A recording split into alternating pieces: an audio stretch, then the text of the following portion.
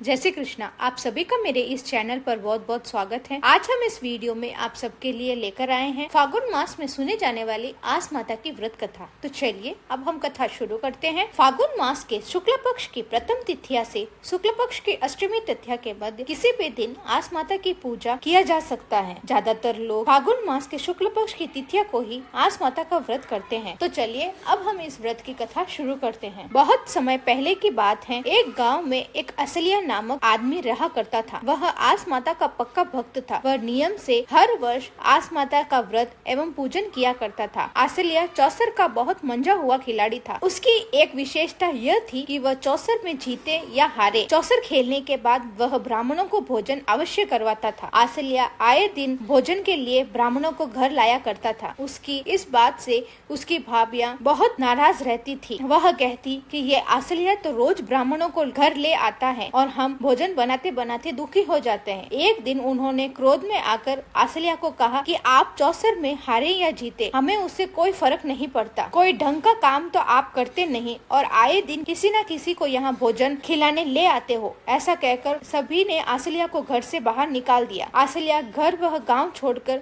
नगर में चला गया। वहाँ शुरुआत में उसे बहुत परेशानियाँ हुई। फिर आस माता के व्रत का समय आया। उसने सब कुछ छोड़कर आस माता का व्रत एवं पूजन करना शुरू कर दिया। आस माता की कृपा से उसकी सभी परेशानियां समाप्त होने लगी। चौसर के खेल ने उसे उस नगर में बहुत प्रसिद्ध बना दिया। उसके पास धन धान्य की कोई कमी रही नहीं। उसके खेल की प्रशंसा सुनकर उस नगर के राजा ने उसे चौरस खेलने के लिए आमंत्रित किया। राजा और आसलिया में चौरस का खेल चला। राजा उस खेल में आसलिया से हार गया। राजा उसके खेल से बहुत प्रभावित हुए। राजा ने प्रसन्न होकर उससे अपनी पुत्री का विवाह कर दिया और उसे अपने राज्य का उत्तराधिकारी घोषित कर दिया। आसलिया उस नगर का राजा बन गया। उधर उसके घर छोड़ने के बाद उसके घर पर विपत्तियां आने लगी। उसके परिवार वाले अन्न और जल के लिए भी तरसने लगे। भूख प्यास से दुखी होकर वह भी भटकते हुए नगर में आ गए। उन्हें नगर वासियों ने बताया कि हमारे यहाँ के राजा बहुत ही धर्मात्मा है। वह प्रतिदिन ब्राह्मणों और गरीबों को भोजन कराते हैं और उनके समान चौसर और कोई भी नहीं खेलता है। यह बात सुनकर घर वालों को आसलिया की याद आ गई। भूख मिटाने और राजा के दर्शन के लिए वह सभी राजमहल के प्रांगण में पहुँचे। उस दिन राजा आसलिया ने लोगों को अपने हाथ भोजन परोसा। अपने परिजनों को देखकर आसलिया ने उन्हें पहचान लिया। उन सभी ने भी आसलिया को पहचान लिया। आसलिया ने उन सभी का स्वागत किया और वह सभी से मिलने लगे। तभी उसके घर वालों ने अपने किए पर लज्जित होते हुए आसलिया से क्षमा मांगी। आसलिया ने उससे कहा, मैंने कभी आपकी बात का बुरा नहीं माना। जो आपने किया वह आपकी करनी थी और जो मैंने किया वह मेरा कर्म था। मुझे जो कुछ भी प्राप्त हुआ वह आस माता की कृपा से प्राप्त हुआ। तभी आसलिया से इस व्रत के विषय में जानकर और लोगों ने फागुन मास के प्रथम से अष्टमी के मध्य इस व्रत का पूजन आरंभ कर दिया। हे आस माता,